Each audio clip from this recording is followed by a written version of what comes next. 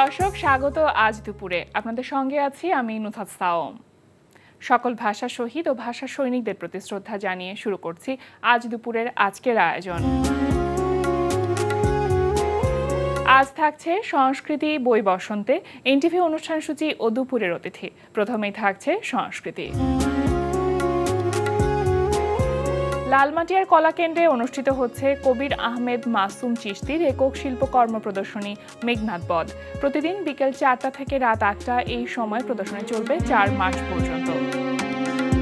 33 জন সমসাময়িক শিল্পীর শিল্পকর্ম নিয়ে উত্তরার গ্যালারি কায়ায় অনুষ্ঠিত হচ্ছে দলীয় চিত্রকলা প্রদর্শনী অ্যাফোর্ডেবল স্প্রিং। প্রদর্শনী চলবে 9 মার্চ পর্যন্ত। বাংলা একাডেমি প্রাঙ্গণ ও সোহরাওয়ার্দী উদ্যানে অনুষ্ঠিত হচ্ছে বাঙালির প্রাণের মেলা অমর একুশে বইমেলা 2025।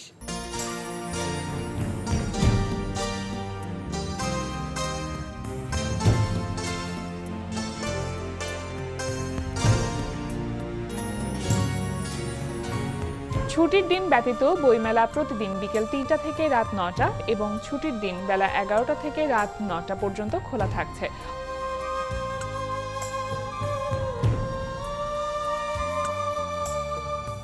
অমর একুশে বইমেলা চলবে পুরো ফেব্রুয়ারি মাস জুড়ে। লেখক, পাঠক ও প্রকাশকের এই মিলন মেলায় আপনিও অংশগ্রহণ করুন। বই আমাদের জ্ঞানের ভাণ্ডারকে সমৃদ্ধ করে, একই সাথে কল্পনা শক্তিকে প্রসারিত করে। বই হলো জ্ঞানের উৎস যা আমাদের জীবনের পথকে আলোকিত করে। প্রিয় দর্শক, অমর একুশে বইমেলা 2025-এ প্রকাশিত নির্বাচিত বই নিয়ে এবার আমাদের বিশেষ আয়োজন বই বসন্তে। প্রিয় দর্শক, আমরা আমাদের এই সেগমেন্টে অমর একুশে বইমেলায় প্রকাশিত 2টি বই সম্পর্কে জানাবো। প্রথমা থেকে প্রকাশিত হয়েছে কবি ও রাজনৈতিক বিশ্লেষক আলী রিয়াজের নতুন বই আমি রাষ্ট্র, বাংলাদেশে ব্যক্তিতান্ত্রিক স্বৈরতন্ত্র। মোস্তাফিজ কারিগরের প্রচ্ছদ ডিজাইনে দিব্য প্রকাশ থেকে প্রকাশিত হয়েছে ইমতিয়াজ মাহমুদের কাব্যগ্রন্থ শেরগুচ্ছ। এবার এনটিভি অনুষ্ঠান সূচি। এবার জানিয়ে দিচ্ছে এনটিভির আজ রাতের বিশেষ অনুষ্ঠানগুলির সময়সূচি।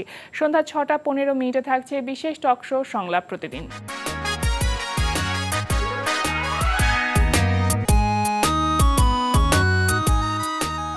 রাত 8টা 20 মিনিটে থাকছে শফিকুর রহমান শান্তনুর রচনায় সাজিন আহমেদ বাবুর পরিচালনায় ধারাবাহিক নাটক ঘরের শত্রু বিভীষণ। আঙ্কেল, আপনার সঙ্গে আমার কিছু কথা ছিল। বলো। দেখেন আঙ্কেল, আমি তো সবসময় আপনার পক্ষে ছিলাম। আপনি যখন এই বাড়িতে নতুন একটা বউ বিয়ে করে আনলেন, আপনাকে কিন্তু কেউই মেনে নেয়নি। আমি কিন্তু সর্বপ্রথম মন থেকে মেনে নিয়েছি, কারণ আমার মনে হয়েছে আসলে বিয়েটা আপনি আপনার জন্য করেননি, আপনাদের ছেলেদের সংঘাত হবে সেটা ভেবেই করেছেন। হ্যাঁ, তুমি ঠিক ধরেছো, কিন্তু এই কথাটা কেউ মেনে নিতে পারছে না। আঙ্কেল, আমিও তো একটা জিনিস বুঝতেই পারছি না। কি বিষয়? আমি তো আপনাদের বিয়েটা মেনে নিলাম, কিন্তু আঙ্কেল আমার বিয়েতে কেন বাধা দিচ্ছেন বলেন তো? রাত 9টায় থাকছে মোহাম্মদ নুরুজ্জামানের প্রযোজনায় অনুষ্ঠান গানের বাজার। তুমি দূরে দূরে থেকো না, এ চোখে চেয়ে দেখো না, তুমি ভালোবেসে আমাকে ওই হৃদয়ে বেঁধে রাখো না। রাত 9টা 30 মিনিটে থাকছে মুসাফির রনির পরিচালনায় ধারাবাহিক নাটক জোনাকির আলো। ভাই একটু বনা, আমরা সবাই মিলে একটু কথাবার্তা কই। আচ্ছা তোর আড্ডা দে ভাই, এখন আমাকে ডাকিস না, আমার আসলেই কাজ আছে। ভাইয়া এমন কেন করছিস? বসতে বলে সবাই, একটু বস না, এমন করছিস কেন? জাহিদ, আরে বাহ, তুমি আমাকে নাম ধরে ডাকা শুরু করলে কবে থেকে? নাম ধরে ডাকছে, সমস্যা কি হয়েছে? নাম ধরেই তো ডাকছে, অন্য কিছু দরকার। রে মিন্টু, ঘটনা কি? তুই কি কোনো কিছুর জন্য ডিল করেছিস নাকি? সে কেন আবার কোনো ডিল করতে যাবে? তুমি এখানে বসো না প্লিজ, আমরা সবাই মিলে একটু আড্ডা দেই। রাত 11টা 30 মিনিটে সরাসরি সম্প্রচার হবে টক শো এই সময়।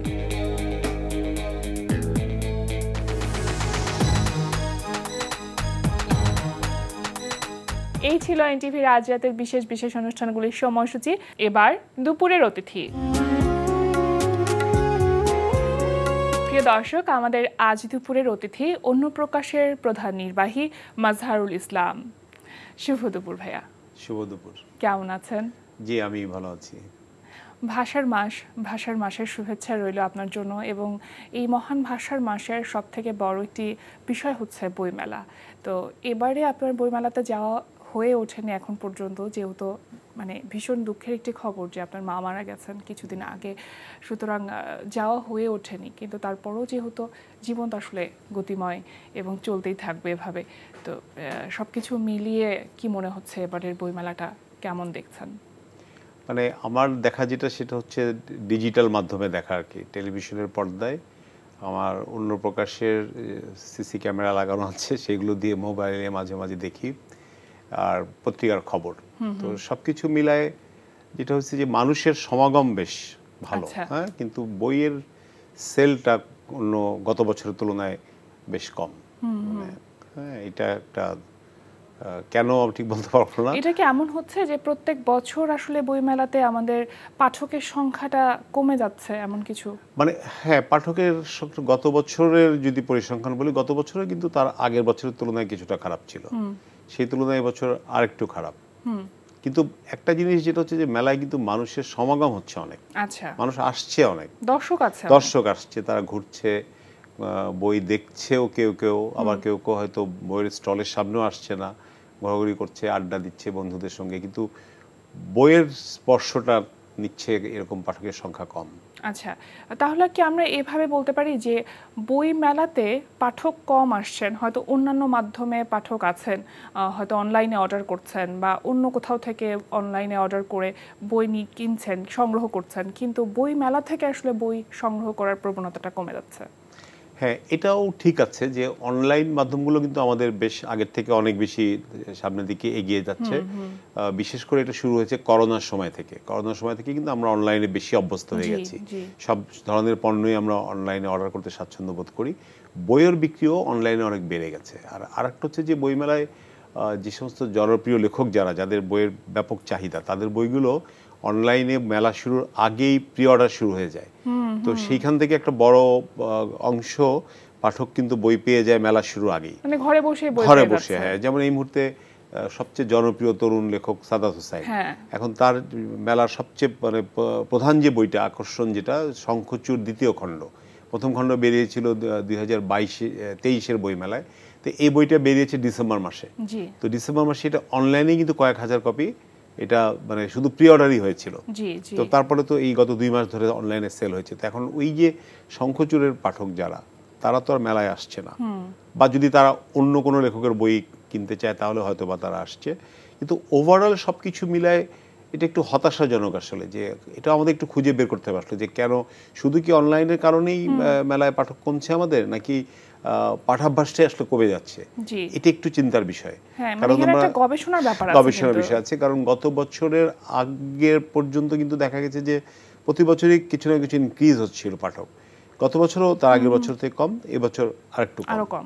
তো এটা আসলে একটু চিন্তার বিষয়। কিন্তু পাঠক সংখ্যা হয়তো আমরা মনে করছি যে তুলনামূলকভাবে কমে যাচ্ছে, সেই হিসেবে প্রকাশকের সংখ্যা বেড়ে যাচ্ছে। প্রকাশকের সংখ্যা বাড়ছে, লেখকের সংখ্যা বাড়ছে।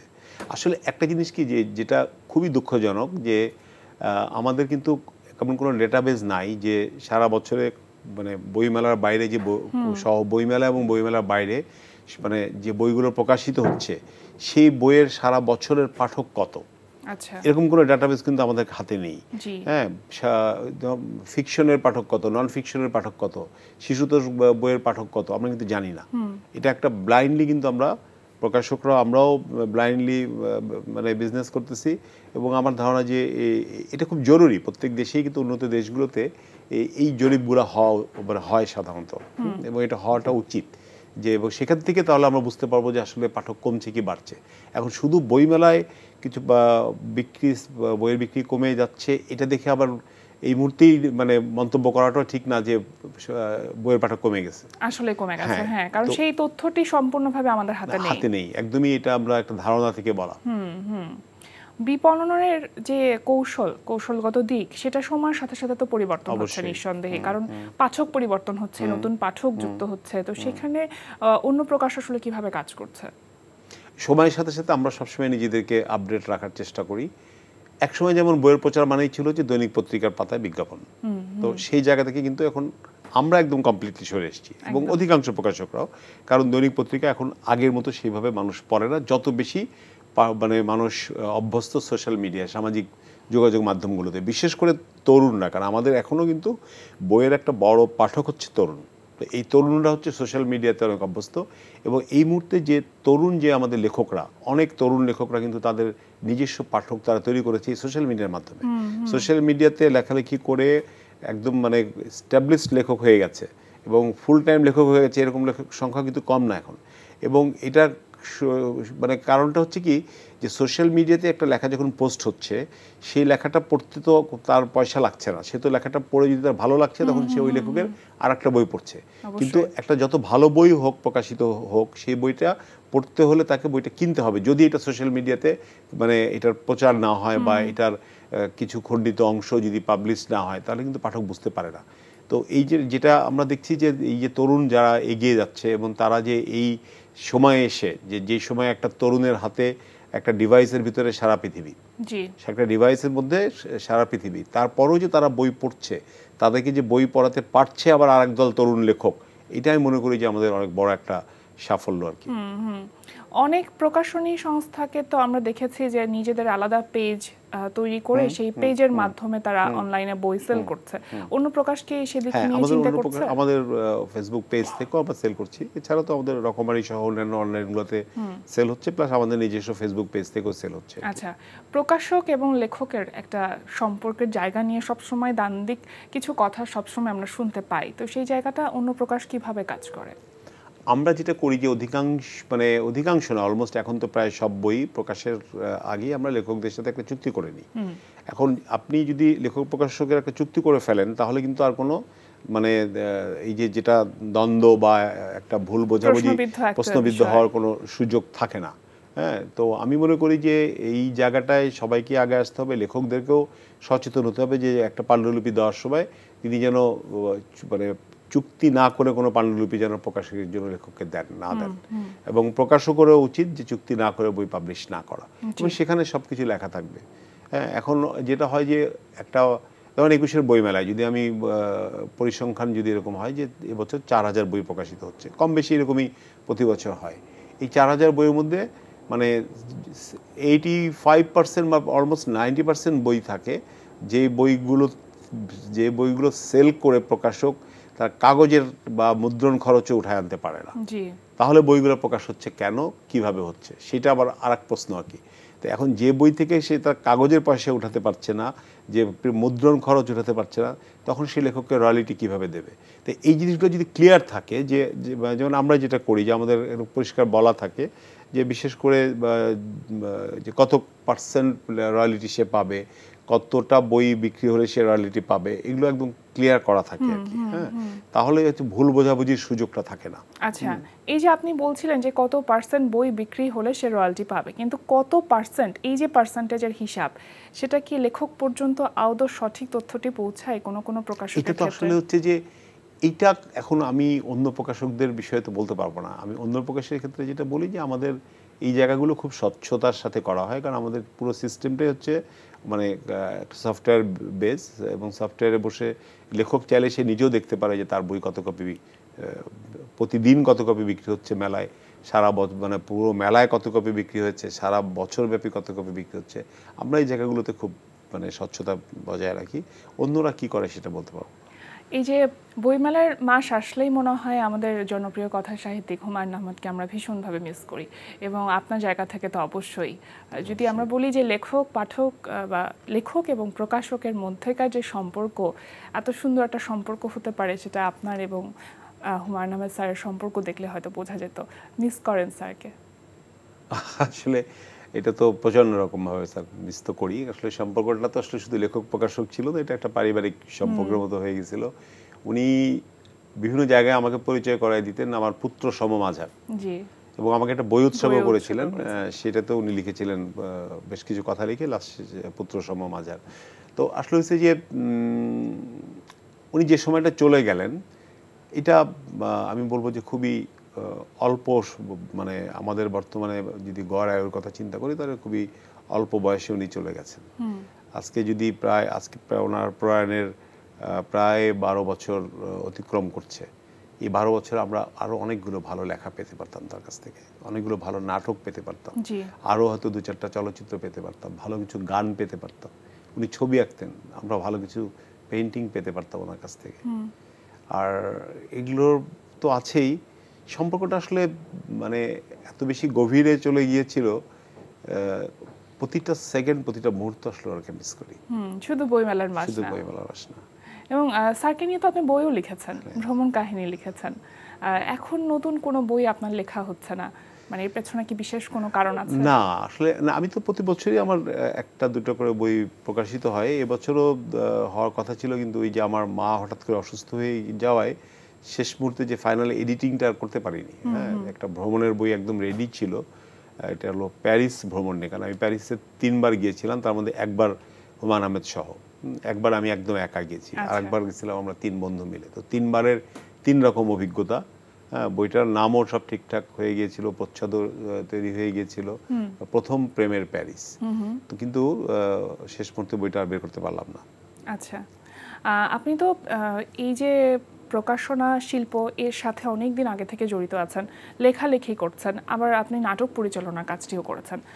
নাটক এখন কেন পরিচালনা করা হচ্ছে না, বা সেখানে কেন আপনার পদচারণা? আসলে নাটক, সত্যি কথা বলতে গেলে যে নাটকের দর্শক নাই এখন। কারণ আমি নাটকটা করতাম একদম আমার নিজের আনন্দের জন্য, আমি শখের বশে ভর্তি হয়ে, আমি তো প্রফেশন আমার ছিল না এটা। কিন্তু এখন একটা ভালো নাটক বানাতে গেলে যে পরিমাণ অর্থের প্রয়োজন, সেটাও টেলিভিশন চ্যানেলগুলো দিতে পারে না, হয়তো সেখানে তাদেরও সীমাবদ্ধতা হয়তো আছে। হ্যাঁ, তো সব কিছু মিলায় একটা ভালো কাজ করতে হলে যে পরিমাণ সময় দিতে হয়, সেই সময় দিয়ে সেই ভালো কাজটি করতে না পারলে অতৃপ্তি থেকে যায়। সেই জায়গা থেকে আসলে আমি কাজ করতে চাই না, তো যে কারণে একটু বিরতিতে আছি আর কি।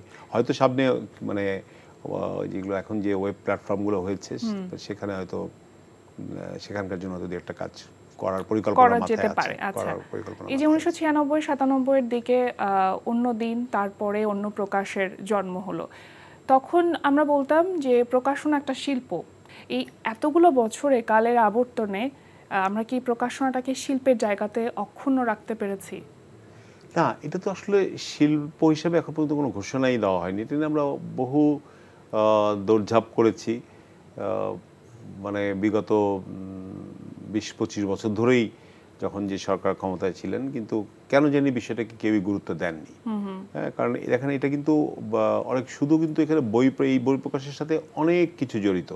এখানে প্রিন্টিং প্রেস গুলো ইনভলভ, কাগজ ইনভলভ, র মেটেরিয়ালস ইনভলভ, কালি ইনভলভ, তারপরে অনেক বাধাই শ্রমিক যারা, তারা ইনভলভ। তো এইটাকে কেন একটা শিল্পের মর্যাদা দেওয়া হলো না বা দেওয়া হবে না আমি জানি না। সৃজনশীল প্রকাশনাকে কিন্তু উন্নত দেশগুলোতে অগ্রাধিকার জায়গায় রাখা হয়।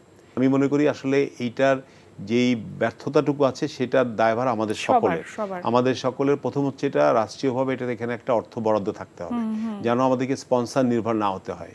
হ্যাঁ, যেন আমাদের প্রকাশকরা এবং আমরা এখানে যে পরিমাণ এই শুধু স্পেস রেন্ট যেটা দেই, পৃথিবীর কোথাও এই এত স্পেস রেন্ট কোথাও নেই।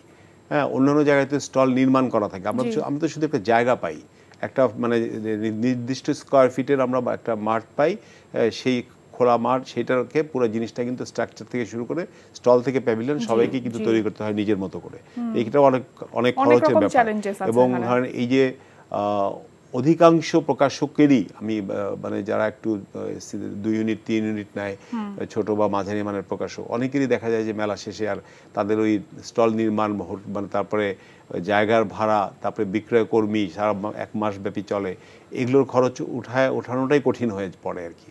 হ্যাঁ, তো এই জায়গাগুলো তো আমাদের একটু দৃষ্টি দিতে হবে, কিভাবে স্টলের ভাড়াগুলো আরও মানে কমায় নিয়ে আসা যায়, যেন প্রকাশকরা একটু অন্যদিকে ওই নজরটা বেশি দিতে পারে, বইয়ের মানে মানের দিকে নজরটা বেশি দিতে পারে, বইয়ের প্রচারের দিকে একটু বেশি মানে মনোযোগ দিতে পারে। তো এইগুলো নিয়ে আসলে একটু আমাদের ভাবা দরকার। এটা তো একটা রাষ্ট্রীয় আয়োজন, সেখানে 2-4-5 কোটি টাকা বরাদ্দ তো খুব কঠিন হওয়ার কথা না। কেন হয় না আমি জানি না। আপনাকে অসংখ্য ধন্যবাদ আমাদের আয়োজনে আসবার জন্য। এনটিভিকেও ধন্যবাদ। আমাকে আজকে এখানে আমন্ত্রণ জানানোর জন্য। এবং আজ দুপুরে অনুষ্ঠান যারা দেখলেন তাদের সকলের প্রতি অনুরোধ, বই পড়ুন, বইয়ের সঙ্গে থাকুন, বই উপহার দিন। প্রিয় দর্শক, আমরা চলে এসেছি অনুষ্ঠানের শেষ প্রান্তে। প্রিয় দর্শক, আপনাদের প্রিয় চ্যানেল এনটিভি 21শে ফেব্রুয়ারি থেকে নতুনভাবে যাত্রা শুরু করেছে। ইতিমধ্যে সামাজিক যোগাযোগ মাধ্যমের বিভিন্ন প্ল্যাটফর্মে এনটিভির ফলোয়ার সংখ্যা 52 মিলিয়ন ছাড়িয়েছে। এর মধ্যে ফেসবুকের ফলোয়ার সংখ্যা 25 মিলিয়ন, ইউটিউবের ফলোয়ার 22 মিলিয়নেরও বেশি। টিকটকে এনটিভির সাথে সার্বক্ষণিক আছেন 1 মিলিয়ন, আর ইনস্টাগ্রামে এর সংখ্যা 8 লাখ। এনটিভির সাথে থাকবার জন্য আপনাদের সবাইকে জানাই অসংখ্য ধন্যবাদ। শুভ দুপুর।